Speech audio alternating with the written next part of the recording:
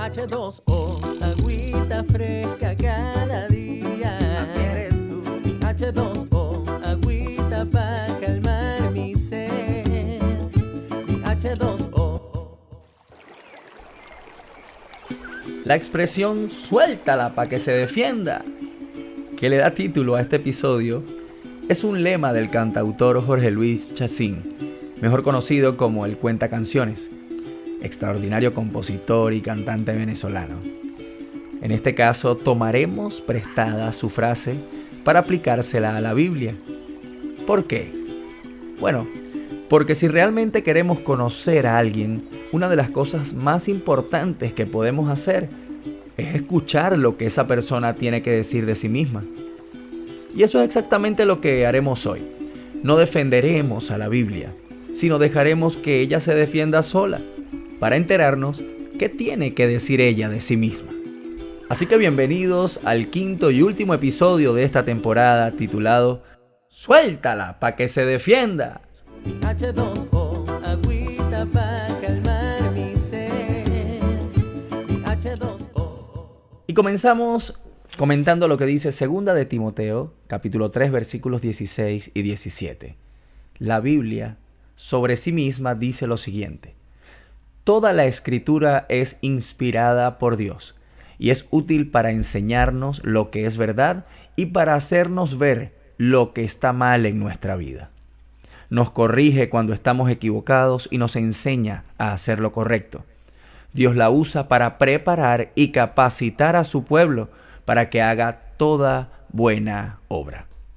Lo que nos está diciendo allí es que toda la Escritura se origina en el corazón de Dios. Y Dios mismo inspiró a los hombres a través de su Espíritu para transcribirla. Por lo tanto, lo que dice la Biblia no nace de los hombres. A pesar de que los hombres prestaron su puño y letra para escribirla, el autor verdadero es Dios, quien nos dejó su palabra para revelarse a sí mismo.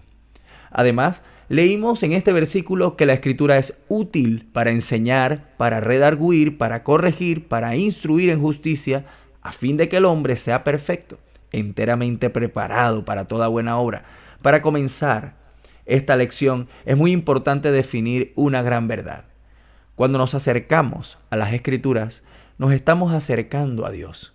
Y cuando nos alimentamos de las Escrituras, nos estamos llenando de Dios. Y finalmente, el resultado de esta práctica es que seremos cambiados, transformados y capacitados por Dios. Si leemos el libro Hebreos, capítulo 4, versículo 12, dice: pues la palabra de Dios es viva y poderosa, es más cortante que cualquier espada de 2 filos, penetra entre el alma y el espíritu, entre la articulación y la médula del hueso, deja al descubierto nuestros pensamientos y nuestros deseos más íntimos. Una de las características más extraordinarias de la palabra de Dios es que ella está viva, dice en esa escritura. Dios la usa de forma dinámica para hablarnos sobre situaciones presentes que estamos atravesando. Es decir, la Biblia no solo es un libro de historias que narra hechos del pasado, sino que nos aconseja para el presente, nos fortalece, nos enseña, nos ayuda, nos orienta a tomar decisiones hoy en nuestra vida. Y aunque pasen miles de generaciones, la palabra de Dios, del Dios vivo, siempre estará vigente y se mantendrá haciendo maravillas en medio de los hombres.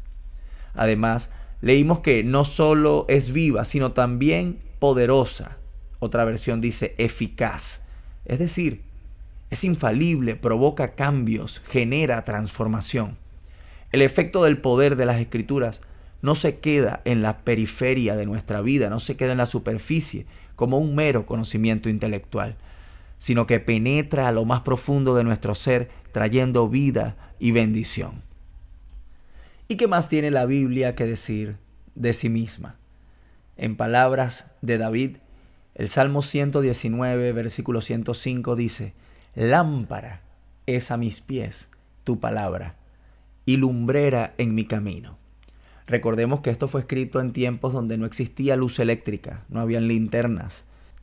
Y en medio de la oscuridad de la noche, La gente caminaba de una aldea a otra, confiando en la luz de las antorchas, confiando en lámparas de aceite y si había luna llena, pues en la luz de la luna. Así que en este contexto, donde en medio de la noche o en una noche donde no hubiese luna llena, ir por un camino era algo muy peligroso, si se quiere, arriesgado. Había una oscuridad densa. David dice, para mí, tu palabra es como una lámpara a mis pies. Me guía hacia dónde es el próximo paso que debo dar. Me guía por dónde caminar y por dónde no caminar. Y así es, la Biblia toma al hombre confundido, condenado, entristecido, y le presenta el único camino verdadero de esperanza y de consuelo. Quiero mencionar también dos características importantísimas acerca de la palabra de Dios. La primera es la seguridad. Dios habla mediante el profeta Isaías diciendo, la lluvia y la nieve descienden de los cielos y quedan en el suelo para regar la tierra. Hacen crecer el grano, producen semillas para el agricultor y pan para el hambriento. Lo mismo sucede con mi palabra. La envío y siempre produce fruto. Logrará todo lo que yo quiero y prosperará en todos los lugares donde yo la envíe. Eso está en Isaías 55, versículos 10 y 11. Dios nos dice siempre. Esta palabra es muy importante. No nos está diciendo quizás eso suceda. No nos está diciendo a lo mejor va a haber un buen resultado al recibir la palabra de Dios. No. No nos habla de que hay grandes posibilidades de que veamos cosas buenas ocurrir. Dios nos asegura, nos garantiza que siempre que alguien reciba su palabra, comenzará a desarrollarse en esa persona la voluntad de Dios. La segunda característica que quería comentarte es la vigencia.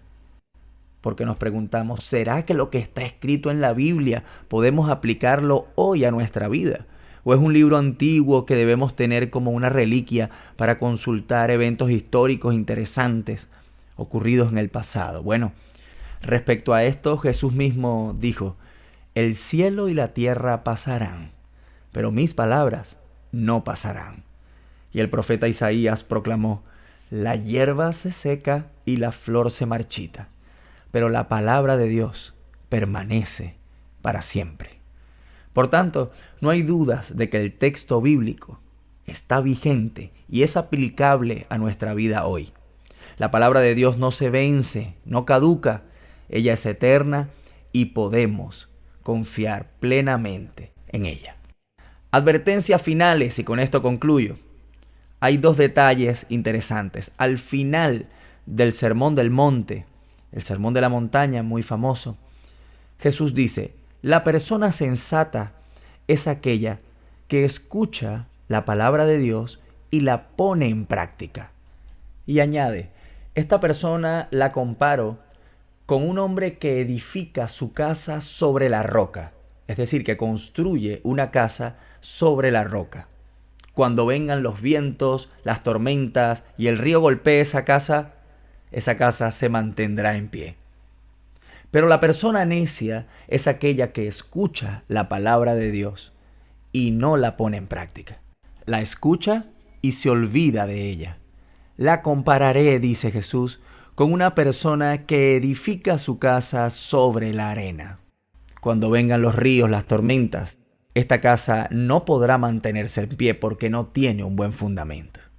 Y Jesús añade, esta casa será destruida y su ruina será grande. Toma en cuenta algo, a las dos personas, tanto a la sensata como a la necia, a las dos personas les llegaron tormentas, ríos, dificultades, problemas, tragedias, nos suceden a todos en la vida. Pero una tenía su vida edificada, fundada sobre una base sólida, sobre la roca, que señala la Biblia que es la palabra de Dios. Una fue destruida por completo, la otra permaneció de pie, firme, la otra sobrevivió.